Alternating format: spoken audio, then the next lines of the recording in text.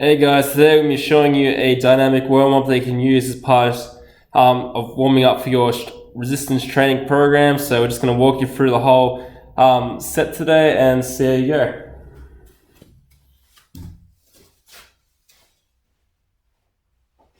So firstly, we're going to start the deep squat with breathing today. So that's just going to help improve our hip mobility and also our lat length, just decreasing a bit of tension there. And getting a bit of T-spine extensibility and pliability through there. So what you want to do is get a thick band for this one, tie it to a rack up nice and high. All you're going to do is walk it out to a bit of tension. Then you're going to spread your feet outside hip width, go down to a deep squat as deep as you can whilst keeping your back flat. Don't go so deep that your hips crawl underneath you. Make sure you're staying a little higher. You're going to push your knees out. Keep your head in line with your shoulders, and then all you're going to do is fill up your chest with air. Long inhale. Long exhale. Go for a few reps. Pushing the hips out a bit wider, knees out a bit wider. I want to make sure I can hear you breathe when you're doing this as well. So long inhale. Long exhale. Alright, what's up next? So we're going for a rear foot elevated hip flexor stretch. So this one, what you want to do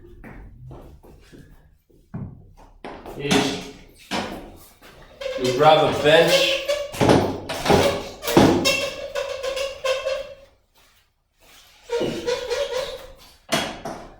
You can also grab like a nice little flat mat or something like an air pad like this. And all you're going to do from here, put it nice and close to the bench. You're going to elevate one foot, make sure it's rear foot elevated. Put your heel so it's directly in line with your calf. Then you're going to squeeze your glute underneath you, so your butt cheek underneath you. Push your hips slightly forward, tilt up, abs suck down, and then slightly lean forward into a bit of hip extension. But you're not trying to go way too far forward like this.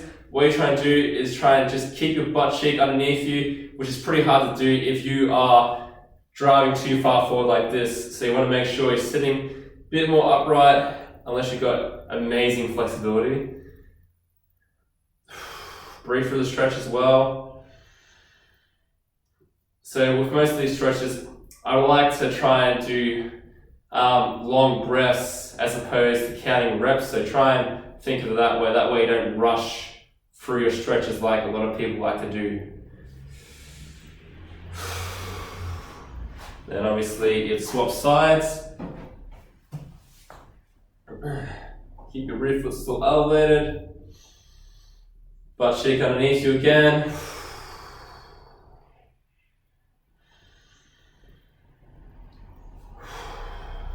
Breathing through the stretch. You can also try and drive this knee 5 degrees out just to get a bit of hip mobility through this left side as well. I find that tends to help. So the idea of the warm-up is just to make yourself feel a bit freer for the resistance training that you're about to partake in, but also increase your flexibility outside of the gym so you can perform functional activities a lot easier without pain or movement restrictions, stuff like that. So we'll move on to the next stretch. So we've got a sideline windmill now. So we're just gonna flip this bench out the way.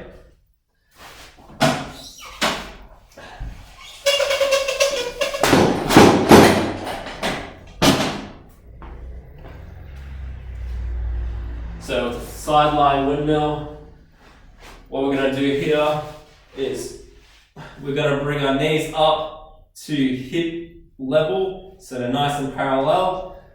You're gonna have one hand stacked on top of the other hand, like so. You're gonna reach with the top hand, then you're gonna come around, big reach around, follow your eyes to your hands. So your eyes are following the hand the whole time.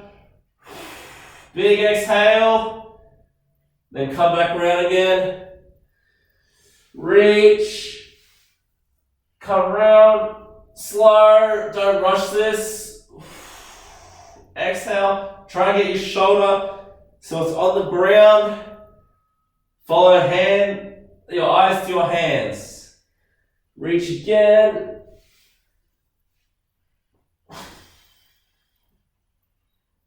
Come round to the ground.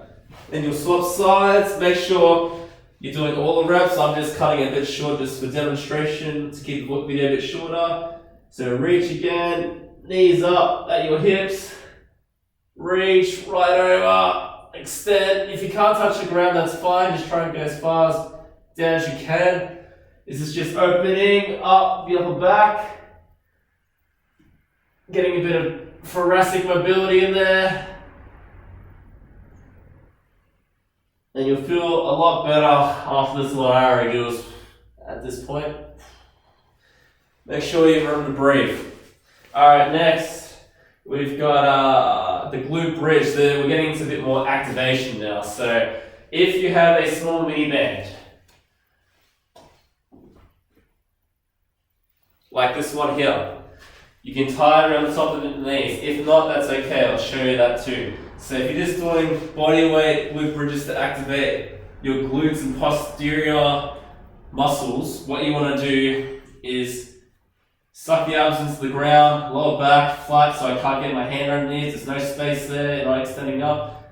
But from there, make sure you tilt your hips up. You're not lifting your lower back, just the hips slightly. Tilt, it's very subtle, see that? That's called a posterior tilt right there. So you want to do that, just protect your back. Then all you're going to do is make sure heels are nice and close. Pull your shoes in with your fingers. Drive the knees out. Squeeze your glutes up. Control back down. Tilt. That's that posterior tilt again. Squeeze up, knees out. Using the glutes primarily. If you start feeling it in your quads more than your glutes, it's probably because you've pulled your heels so far in that you're jammed up. That's why you're feeling for your quads and hips. If you're feeling for your hamstrings, you probably got your feet too far out, and that's why you're feeling it more in the hamstrings than the glutes. You're going to obviously get a bit of quad, a bit of hamstring there, but the main muscle should be your glutes in this exercise. If you've got a mini band at hand, all you're going to do is place it around the top of the knee, like so. Drive out, up squeeze, come down. Tilt, up squeeze, force your knees out against the band, try and pull it apart. You'll feel the outside of your glutes going here. So this is a lot more beneficial than the bodyweight version. But if you don't have a band, that's fine. You can even use a dumbbell to place that on your hips to make it a bit more challenging. So from there, we're going to go into a bit of a knee break ankle mode. So this one you need a bit of wall space for this one. So all you're going to do is get split stance up against the wall, hands on the wall, and preferably you have a low shoe for this one. Don't try and get more high arches. So you might even need to take off your shoes for this one. So this one I'll show you. We've got the shoes that way. You're not on that bit of an arch because you'll be up here like this if you've got that nice insert like these shoes have. So you want to make sure this one, split stance, you're trying to go knee to the big toe.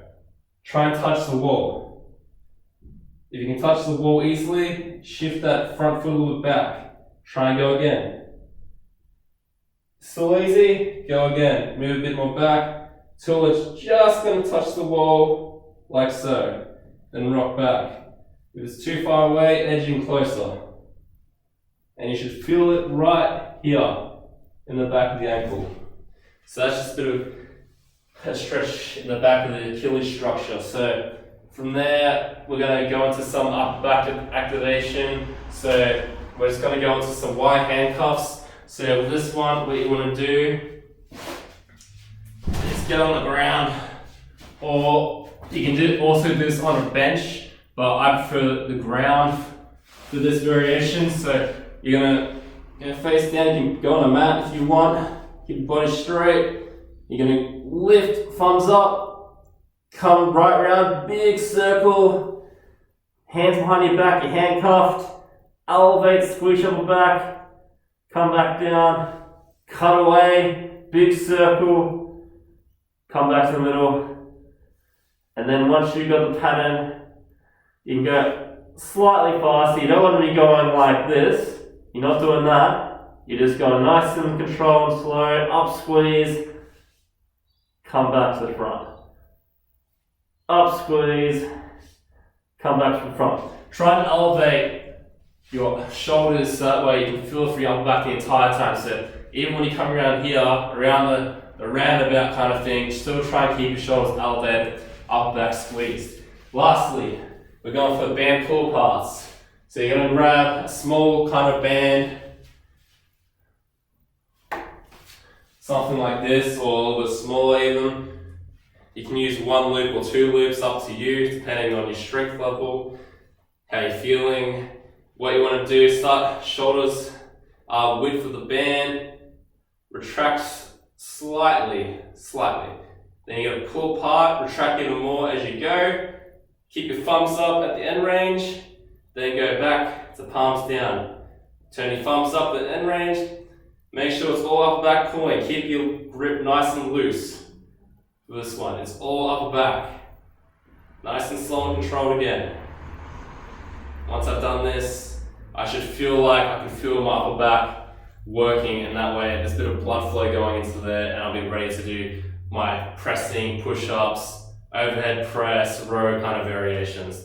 Alright, and even for holding a bar on your back for a squat and stuff like that. So that was the dynamic warm-up. Give it a try and get into your resistance training once you're done. Good luck.